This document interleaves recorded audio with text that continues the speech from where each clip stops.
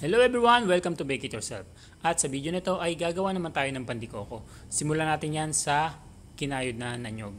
At mag-a-add tayo yan ng vanilla essence. Kung may vanilla kayo na mas masarap pwede rin, pero ito yung typical na ginagamit ng mga bakery. Next ay ang harina at powdered milk.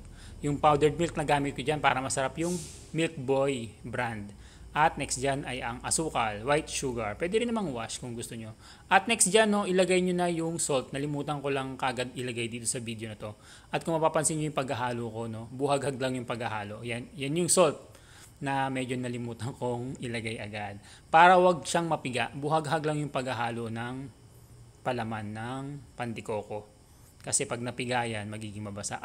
At pagkatapos haluin ay pinoportion ko lang ito gamit ng ice cream scoop or 20 grams each. Okay, so dito naman tayo sa pagmimix ng ating dough.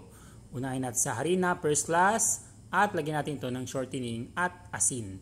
Yan, yung tatlo na yan, pwedeng magkakasama na yan. Yan, asin. At next natin ay ang tubig, ang yeast, at sugar. Okay, so imimix lang natin ito hanggang sa mabasa lang naman yung yeast kahit hindi thoroughly ma-dissolve yung sugar. At mekos-mekos na yan sa mixer. Kung may mixer ka, mas mabilis. At hanggang sa ma-develop na yung gluten, yung pagka chinek mo sa window pane ay makinis na yung ating dough. At ipoportion lang natin ito ng 30 grams each. 20 grams yung palaman, 30 grams yung dough. Okay, so yan, ganyan ako magbalot ng palaman ng pandikoko. Ganyan ako magbalot ng pandikoko, no? Para kang gumagawa ng siopaw. Okay, so para mas bilog yung nagagawa kong pandikoko. At kung napansin nyo, yung palaman ng pandikoko, mas nag-bind na yan together compared dun sa una. Kasi dahil yun yung epekto ng pag-chiller natin. Okay, so next ay pagkatapos ibalot, tusukan natin ito ng tinidor. Ganyan yung kanyang maging itsura. Okay, so ayan. Proofing time na. Pagka naibalot natin lahat, proofing time na yan hanggang sa lumaki siya.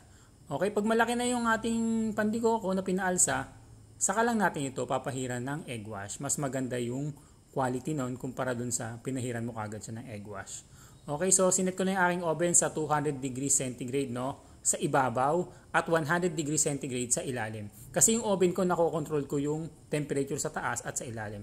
At iniluto ko lang ito na 12 to 15 minutes. And that's it. Meron tayong freshly baked pandikoko. Thank you so much for watching, and this video has been brought to you by Cook and Bake by Chef Ban. See you again next time for another baking adventure. Bye!